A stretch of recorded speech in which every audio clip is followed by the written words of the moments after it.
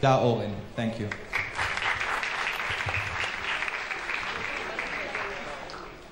Thank you, thank you. Good morning. Hope everybody's here. Thank you so much for coming from all over the world, 27 cities actually. We know it's an effort and we appreciate it. Hope you had a good night's sleep, had a good breakfast, and you're all ready for our first City Summit, Cracking the Innovation Code. By the way, we put a lot of effort into the booklet. Put it for a minute aside. Feel free, look to your right, look to your left, say shalom, introduce yourself. We don't need introduce yourself. We don't need a professional mingling for that, okay? This is what it's all about. It's all about getting new friends, exchanging ideas. This is why we're here, thinking out of the box. It's going to be a little bit squishy today. A lot of people came, so we're going to improvise on that. Find yourself on your seats. Feel like on your beach. Tel Aviv is a little bit humid, but it's always fun. I'd like on this occasion to introduce myself. My name is Hila Oren. I'm the founder and the CEO of Tel Aviv Global Administration, and we are very, very proud, my team and the municipality, to have all you guys here this morning. Just about 3 years ago, the end of the centennial year, we started feeling like a spillover. Tel Aviv has started to going global. The secret is out. And I think it's out not because we made a decision to do so. It's not a top-down sort of a strategic plan. It is bottom-up. It is due to the creative people in Tel Aviv, due to the entrepreneurial spirit, due to the innovation, due to the creative people, due to the leaders, to Mayor Oren Huldai, who takes us all in one hand, due to academic institutions like the one we're just being hosted here. Thank you, Professor Shapira, Professor Borovich, for having us here. All the time I change his name. No, but the feeling is what is important. So, to start this morning, I would like us to focus on the DNA of this city. As we said, the entrepreneurial one, the personality of the city, the non-stop, the creative. Today, 700 people are going to be here, 120 from overseas, all together because we want to find together the way we would like to crack the innovation code. Mayor Oren Huldai was elected mayor of Tel Aviv-Yafo in 1998. Ever since, he has turned Tel Aviv into an innovation miracle, the world's startup city. I would like, first of all, to give you an impression of that. Of Tel Aviv-Yafo to the stage to open the first annual City Summit, Tel Aviv. Mayor Oren Huldai, please.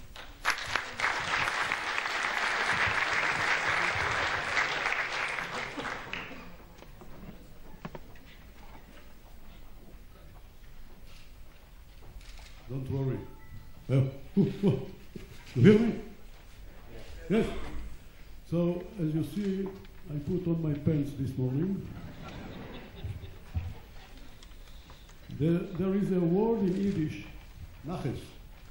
This word means great pride in something that you love. I want to share with you 2 moments of naches I have this weekend.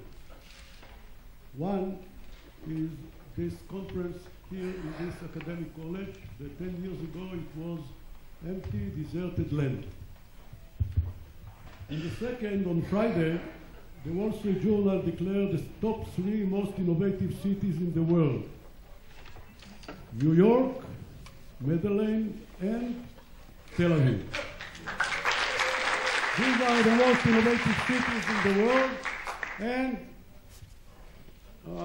that's a lot better. Yes, thank you.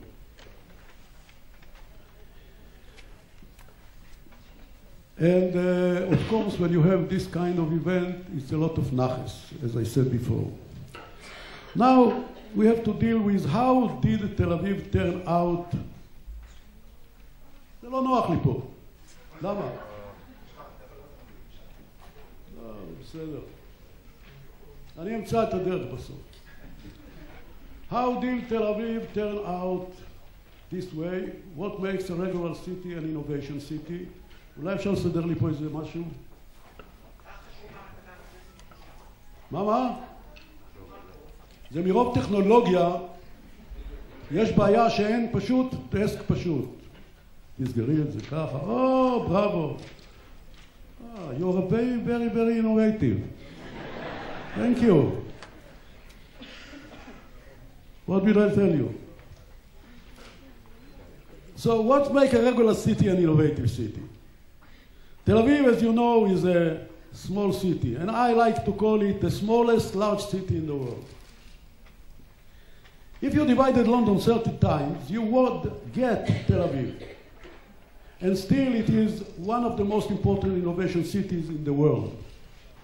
Tel Aviv has 600 startups, R&D centers, and multinational technology companies. So the question is, how did this happen? First, you need an attractive city. Second, the municipality needs to provide platforms for innovation. Third, and most importantly, as usual and always, the people. And let's start with the city.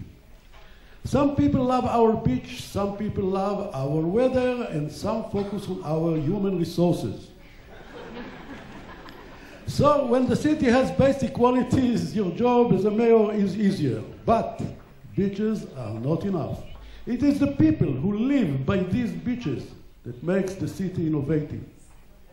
Tel Aviv's connection to innovation and startup culture began on the day the city was born. Actually, Tel Aviv is a startup by itself.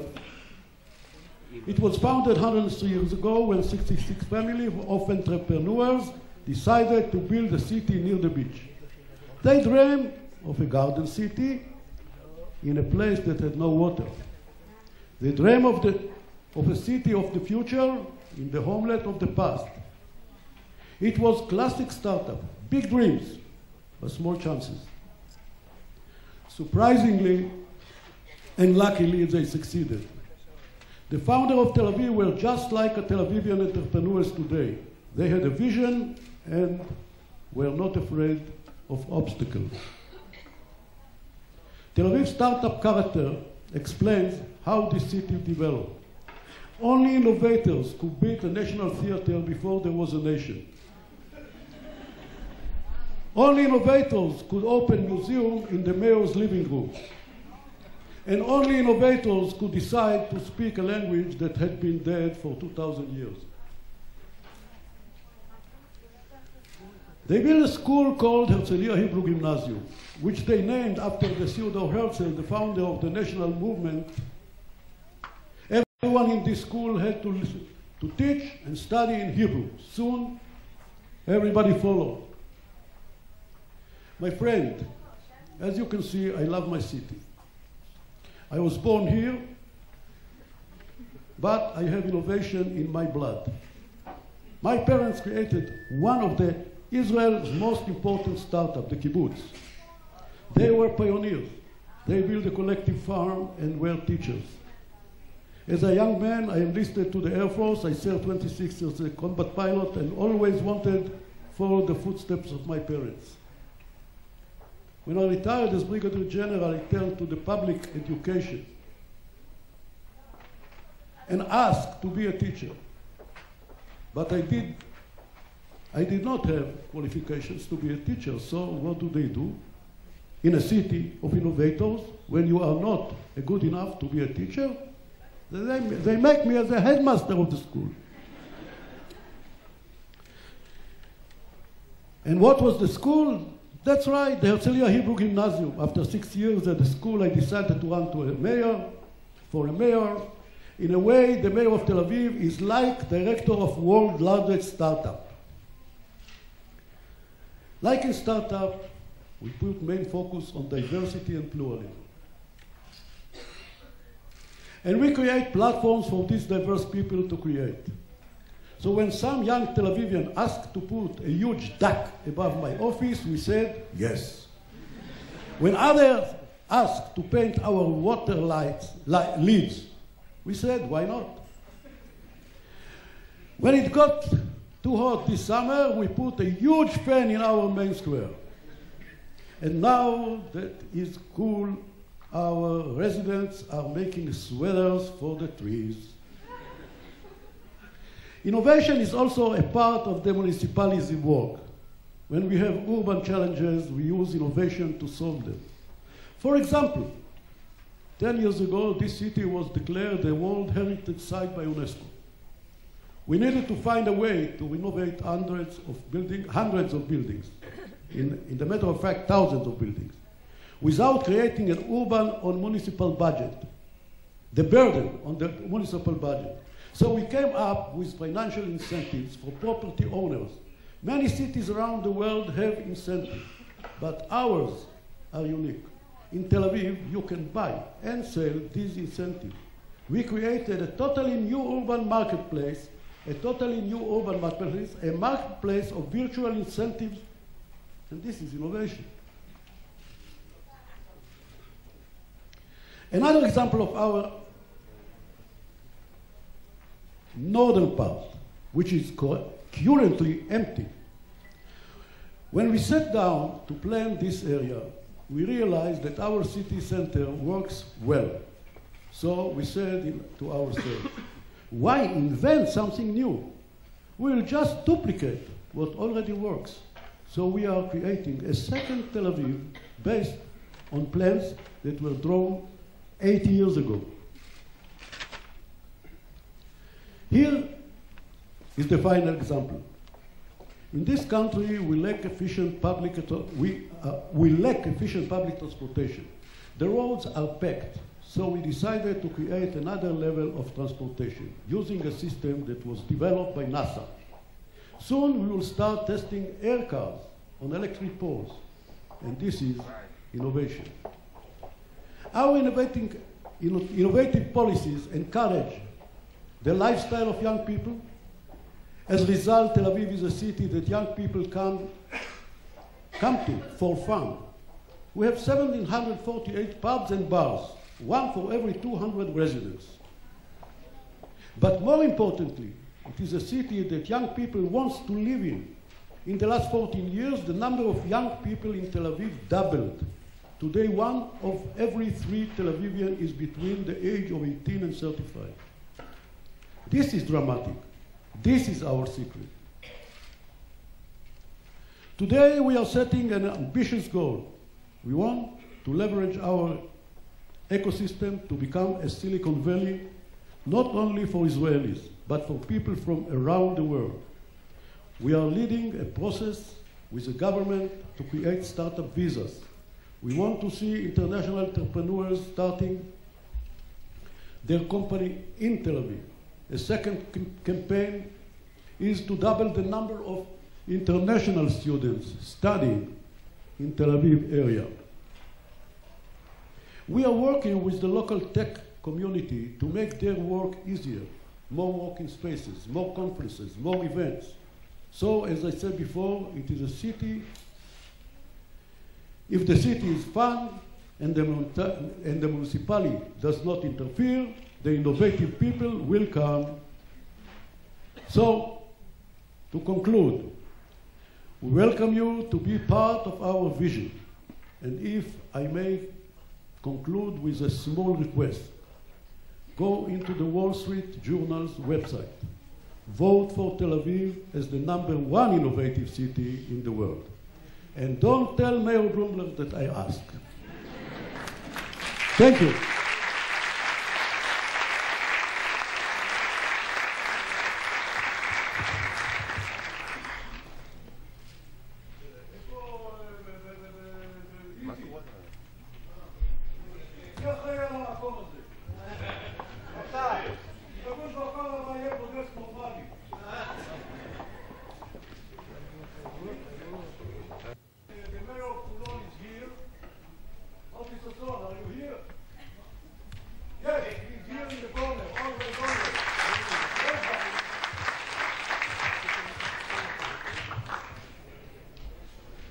Huldai, for your presentation. My name is Eitan Schwartz. I am the Mayor's Advisor for International Affairs, and welcome again to this beautiful venue.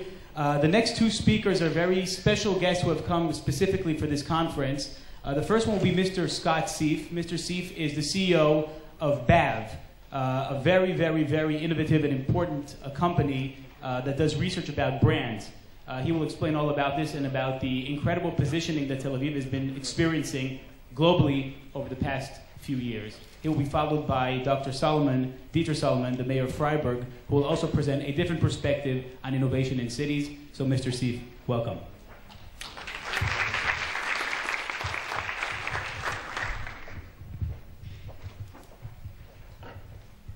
Thank you.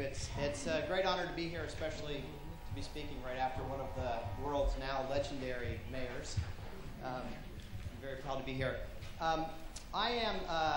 I run a company called BAV Consulting, and we happen to have the biggest database in the world on brands.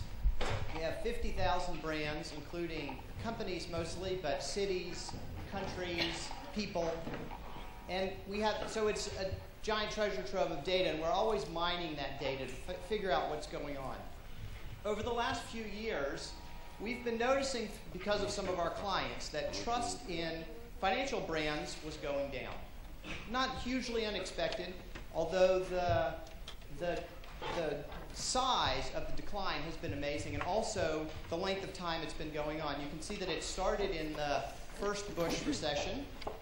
We had a drop of about 60% in trust of financial brands, the major multinational banks. And we had about another 60% over the last recession, the second Bush recession. But we also figured, well, we better look and see if this is a bigger issue. Like, is this just the financial brands that are having this problem, just the big banks? And we found out that, in fact, no, this was a problem that was affecting all of the sectors of brands across the brandscape. And in fact, if you look at the last few years, the number of brands that are trusted has fallen in half, from 49% to 25%, which is a precipitous decline, and this really has reshaped the entire brandscape. It's changed the way that people relate to brands, relate to companies, relate to products. There's an entire new consumer that's evolving. And so we were trying to figure out, well, what's going on here? It's more than, we saw that it's more than just these recessions. And what does it mean more broadly?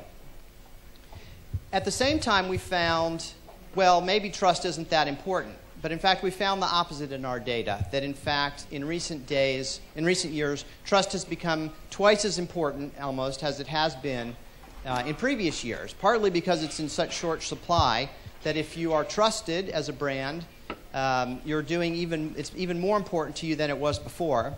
And because our model is tied to financial returns, we also see that trusted brands, the top performing trusted brands, are outperforming the overall stock market by almost 6x. So if you are managing to grow trust at the moment in this collapsing trust environment, your financial returns compared to the stock market will be way outsized. So trust is collapsing, yet trust is more important at the same time. So we looked and tried to figure out, okay, well, maybe it's not just financial brands. Maybe it's just not all brands entirely. Is it a bigger problem than that? Is there a bigger consumer, bigger human reshaping that's going on? So we're looking at 13 countries here, and these are averages across 13 countries. And we saw, first of all, that the collapse in trust in corporations was a collapse in trust in large institutions generally. 86% said that there's too much power in the hands of large institutions and corporations. Beyond that, there's just a general collapse in trust in governments. People think that governments no longer care about them by 76%. Is the world becoming more fair? We're seeing all these revolutions, people marching in the streets. You know, in theory, there's lots of progress around. But in fact, across 13 countries, representing almost 80% of global GDP, people say the world is becoming less fair by 3/4. And what that has done is it's completely overturned the normal perception of progress in the world. In the US, we have this idea of what's called the American dream, which usually has two components. One is that if you work hard, you'll get ahead, and the second is that the world will be better for your children than it is for you. People no longer believe that. These numbers are actually much worse in the U.S., but overall, globally, 51% say the world is going to be not as good for their children as it has been for them, and even better for their parents. So what's going on? So we wanted to figure out where all these problems were. We scanned our data, we went through it, and we looked to figure out where all the numbers were coalescing. Where was the source of this collapse in trust and this huge disillusionment that's affecting the entire global, the global consumer and voter patterns of thinking? And we finally found the answer. The numbers started coalescing around a couple of important numbers in particular. The first one, which was a shock to us, and it gets more interesting, is that 57% of people around the world said that they're dissatisfied with the conduct of men in their country. And that number was interesting because more than half of men globally said they're disappointed with the conduct of men in their country. And you can see that some of the countries are particularly interesting. These numbers, the bars, the green bars are the overall population. The middle bar is the men in the countries. And the pink bars on the right are the millennials, so the young people. So you can see in a number of countries, the numbers are more pronounced among young people. And then when we asked people, do they think that men should be behave more like women or women more like men, we found that the numbers were 2/3 in favor of men behaving more like women. So this is an interesting theory. I mean, what does that mean?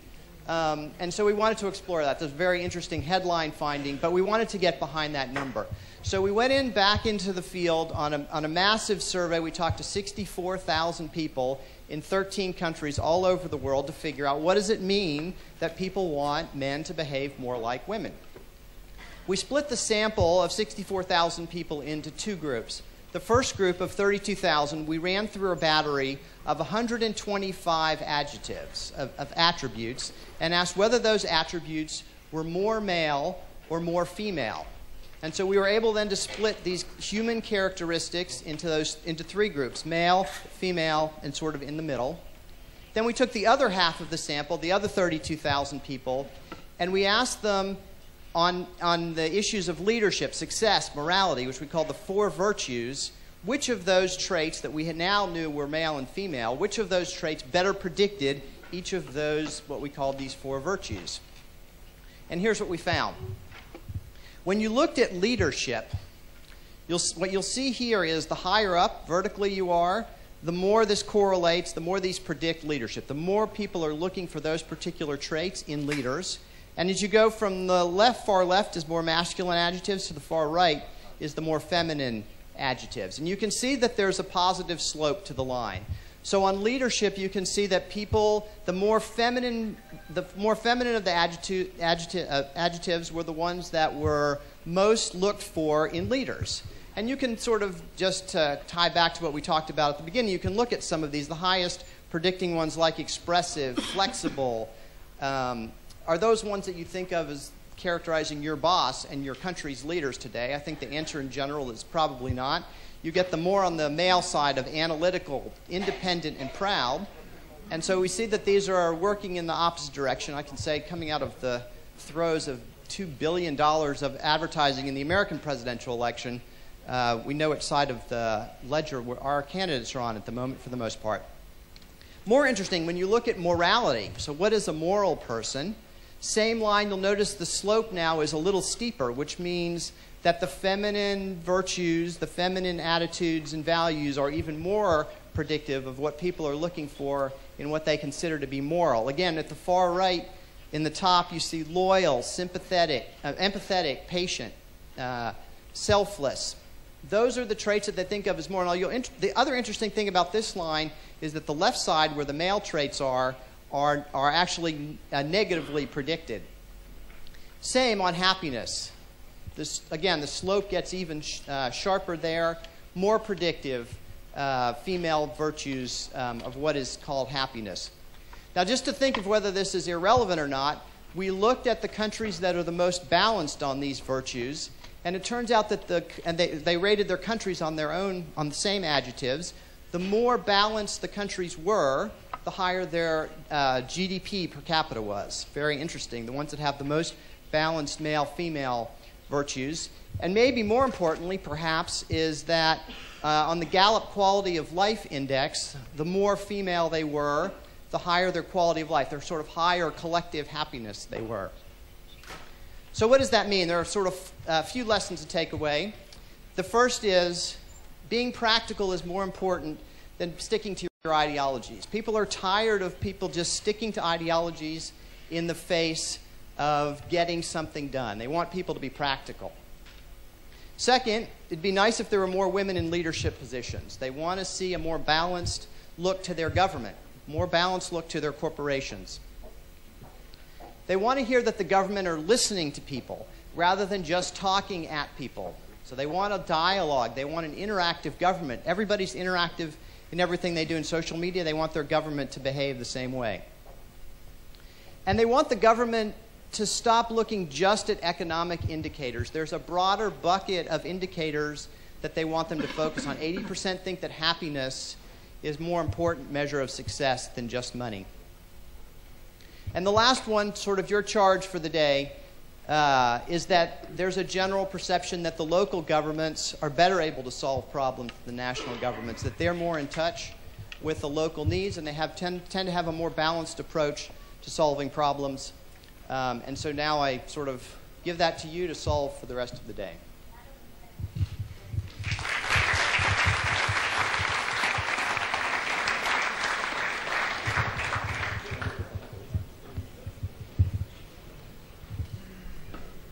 Thank you very much, Scott.